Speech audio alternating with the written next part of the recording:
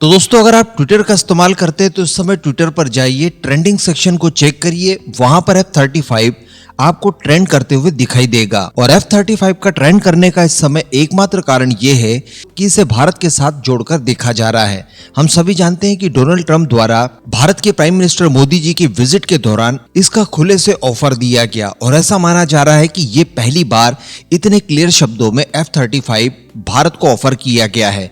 F-35 के बारे में आपको बताने की आवश्यकता नहीं है, दुनिया का सबसे एडवांस स्टेल्थ एयरक्राफ्ट माना जाता है। 1000 से ज्यादा की क्वांटिटी में ये आज तक बिक चुका है।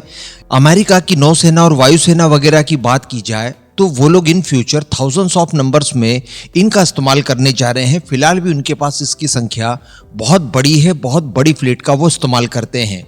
इसी के साथ साथ अमेरिका ये चाहता है कि चाइना के इर्द गिर्द जितने भी देश हैं उन सभी को F-35 दिए जाएं। साउथ कोरिया, जापान और ऑस्ट्रेलिया को ये लोग ऑलरेडी दे चुके हैं, कुछ और देशों को भी देना चाहते हैं और ये चाहते हैं कि पूरे इंडो पैसिफिक क्षेत्र में कम से कम 500 से लेकर 600 F-35 बेच दिए जाएं, जो कि सभी के सभी चाइना के विरोधी देश होंगे। ऐसी परिस्थिति में चाइना को काउंटर करना, उसे दबा पाना इनके लिए बहुत आसान हो जाएगा। इसके साथ साथ दोस्तों यहाँ पर एक और स्ट्रैटेजी का इस्तेमाल किया गया है और वो है भारत की सेनाओं के ऊपर दुनिया भर का ट्रस्ट। जैसा कि भारत की सेनाओं के बारे में कहा जाता है कि जिस भी वेपन को लेकर भारतीय सेनाएं सिग्नल दे वो दुनिया भर में बेस्ट हथियार माना जाता है। वैसे अभी तक F-35 को लेकर भारतीय सेनाओं द्वारा उतना ज्यादा कुछ फेवर या फिर डिमांड वगैरह नहीं किया गया, लेकिन आप रफाल का केस देख लीजिए। रफाल जो कि बिकने के लिए इतने सालों तक स्ट्रगल करता रहा, तो भारतीय वायुसेना द्वारा केवल 36 के नंबर्स में खरीदे जाने के बावजूद ये इतनी ज्यादा तेजी से बिकना शुरू हुआ कि आज देखिए हम ही अगर खरीदना चाहें तो हमें इसकी डिलीवरी के लिए सालों तक इंतजार करना होगा।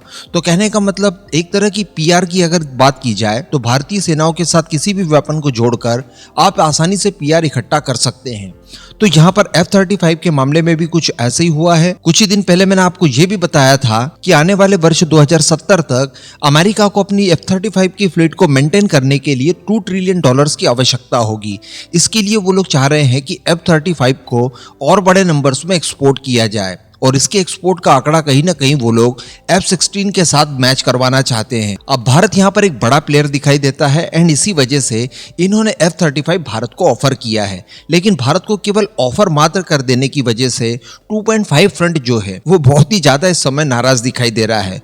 पाकिस्तान की तरफ से पहला रिएक्शन आया जो आगे हम लोग डिस्कस करेंगे, उसके बाद चाइना की तरफ से आता है, चाइना के बाद में 10 जनपद की तरफ से भी रिएक्शंस देखने के लिए मिलते हैं। और ध्यान रखिएगा कि अभी केवल एक तरफा ऑफर दिया गया है, इसे खरीदा नहीं गया है। तो कहने का मतलब यहाँ पर भी इस समय कोशिशें की जा रही है कि F-35 के मामले को लेकर भी कुछ वैसी ही स्ट्रैटेजी अपनाई जाए जैसी रफाल के खिलाफ अपनाई गई थी, ताकि भारतीय वायुसेना के पास जो स्क्वाड्रन स्ट्रेंथ कम हुई है वो कम ही रहे और कम से कम एमका के आने तक यानी लगभग 10 सालों तक अगले भारतीय वायुसेना के पास कोई भी स्टेल्थ एयरक्राफ्ट जो कि मैन्ड कैटेगरी का हो वो न रहे। यहाँ पर इलॉन मस्क को लेकर भी रेफरेंस दी जा रही है जिसको आगे हम लोग डिस्कस करेंगे।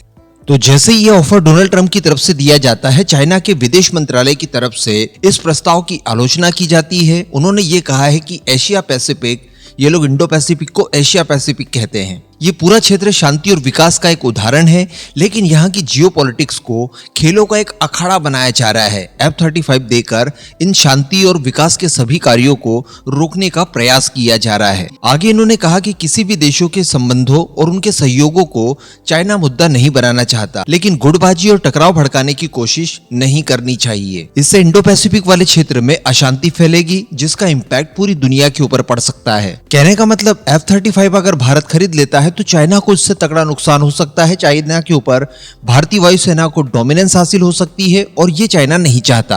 पाकिस्तान की बात की जाए तो पाकिस्तान ने तो शुरुआत में ही रिएक्शन दे दिया था और इन्होंने चिंता व्यक्त करते हुए ये कहा था कि ये क्षेत्र में असंतुलन की स्थिति जनरेट कर देगा, जबकि चाइना खुद अपने J-35 तैयार कर रहा है, J-20 तैयार कर रहा है, खुद भी इस्तेमाल कर रहा है और पाकिस्तान को भी दान में दे रहा है। पाकिस्तान चाइना के साथ साथ टर्किश फाइटर जेट कान भी खरीदने के लिए तैयारियां कर चुका है। लेकिन अगर भारत स्टेल्थ एयरक्राफ्ट खरीदे तो इन्हें प्रॉब्लम है और अमेरिका के इस ऑफर को लेकर पाकिस्तान द्वारा भी आलोचना की गई।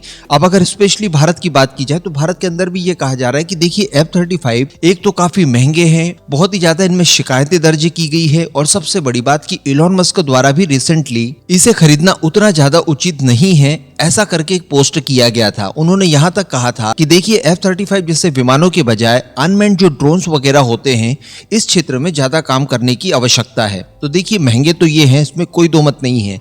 कोई भी स्टेल्थ एयरक्राफ्ट हो ये काफी ज्यादा महंगे हैं। हमारा एमका भी जब तैयार होगा तो उसे बनाना, उसे ऑपरेट करना, उसके पर आवर जो फ्लाइंग कास्ट होगी, ये सारी कुछ चीजें नॉन स्टेल्थ एयरक्राफ्ट की तुलना में बहुत ज्यादा महंगी होंगी। इसके अलावा अगर इलॉन मस्क की बात की जाए तो इलॉन मस्क द्वारा न केवल F-35 को कहा गया था बल्कि इलॉन मस्क के लॉजिक के अनुसार जो हम लोग एमका डेवलप कर रहे हैं, जो चाइना ने J-20 तैयार किया है या जो रशिया ने Su-57 बनाया है, ये भी व्यर्थ है। उनका ये मानना है कि ड्रोन वॉरफेयर को ही आगे बढ़ाया जाए, तो स्पेसिफिकली F-35 को टारगेट करना सही नहीं है। F-35 खरीदना भारत की वायुसेना के लिए उपयुक्त तो होगा क्योंकि इससे हमें दोनों ही मोर्चों के ऊपर काफी बड़ा एडवांटेज मिल सकता है, चाइना और पाकिस्तान दोनों के मुद्दों पर। लेकिन यहाँ पर इस बात को इंश्योर करने की आवश्यकता है और जिस वजह से F-35 का भारत के अंदर विरोध होता है, इवन किसी भी अमेरिकन एयरक्राफ्ट का विरोध होता है, वो ये होता है कि अपने विमानों के साथ अमेरिका कई सारी कंडीशंस ला देता है। अगर बिना कंडीशंस के, जिस तरह से रफाल का हम लोग इस्तेमाल करते हैं या मिराज का करते हैं,